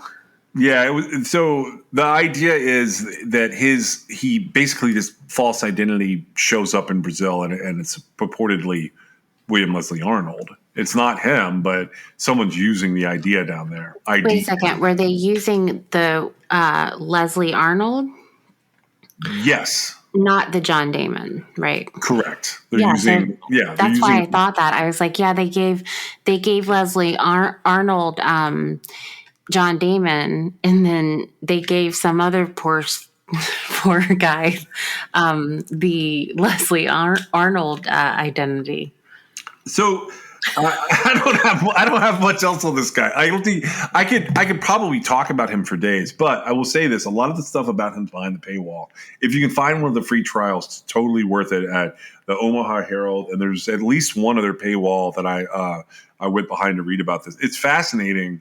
I'm not sponsored by any of those places. I'm just saying, if you want like a really good in-depth read, they have pages and pages and pages of this story along the way. And one of the things that Meg was saying that I think applies to the writing here is you can go back and read where they captured in time, like in 2017, that's 6 years before they know this is all going to go down.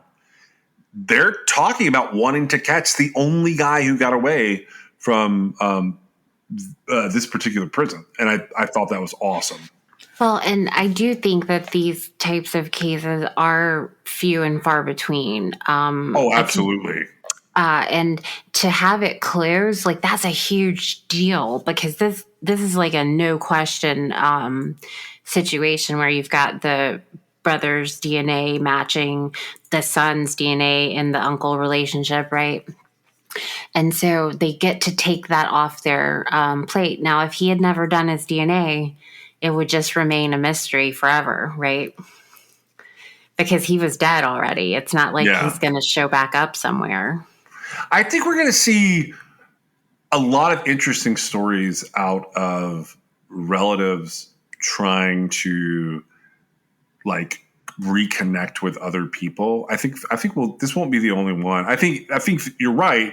They'll be rare, but I think we'll see some very interesting mysteries solved by public DNA registries and people sort of just looking for, kind of clues about the past. I find all of that part of it to be like this really cool, sort of unknown frontier in front of us. And I think that'll be interesting. Well, it's actually happening. It's just kind of a slow go because it is sort of this thing that we have to evolve to, right? Some faster than others.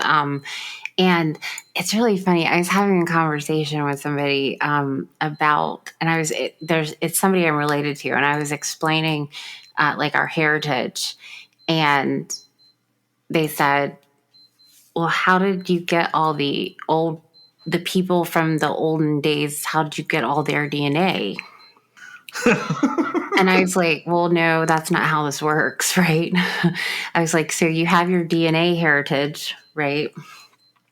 And that tracks you to a certain point. But like when you do like a family tree, you're looking at other records. There's not like, the people from the olden days DNA being checked against yours."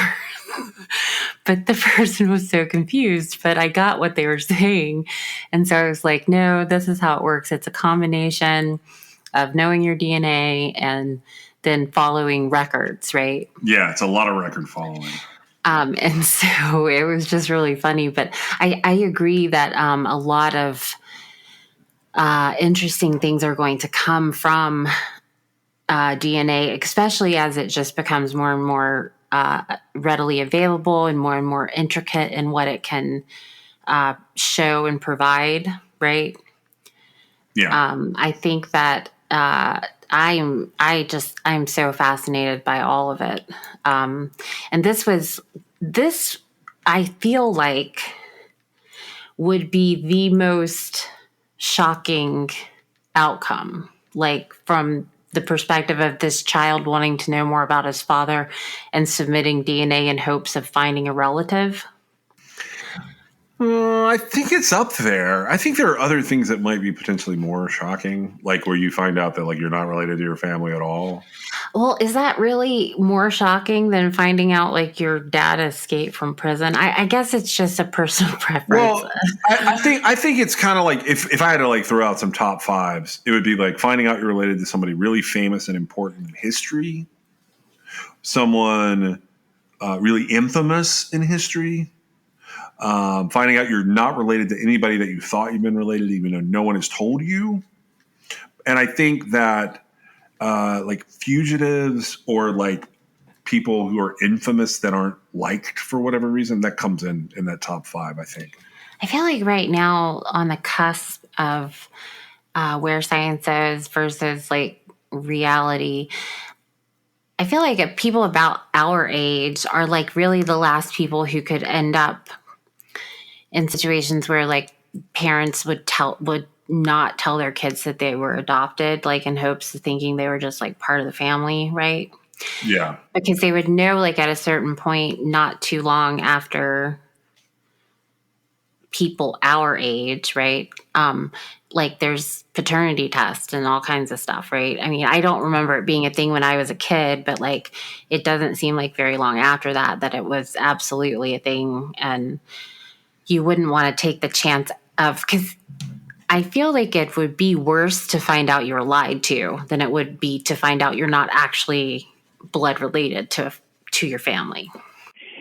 So it's summertime, and we're prepping for a new series on different serial killers that we have been working on this year. We've been recording for a while on these new series, but the outro today is the official wrap up to the Void series, and I thought I would end on a song that had another kind of anomaly going on. My partner is huge. She was a huge Grateful Dead fan, and the last tour for Dead and Company, which is sort of like what's left over of the Grateful Dead in terms of like touring concerts, and John Mayer is attached to that group. And the weirdest thing happened with the series of shows they did out at Folsom Field. Dave Matthews joined them on stage, so I thought I would include part of the live audio from that to sort of wrap up the Void episodes, mark this space and time.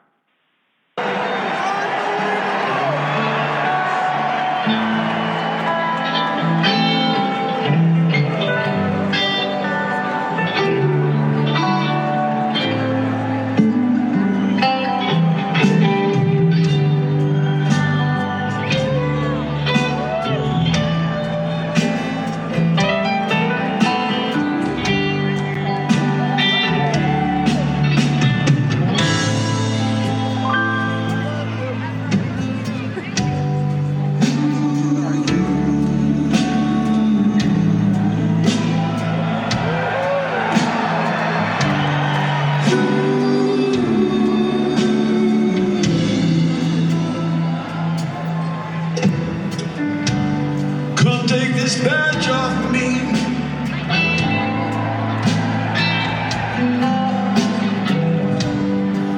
I can't use it anymore.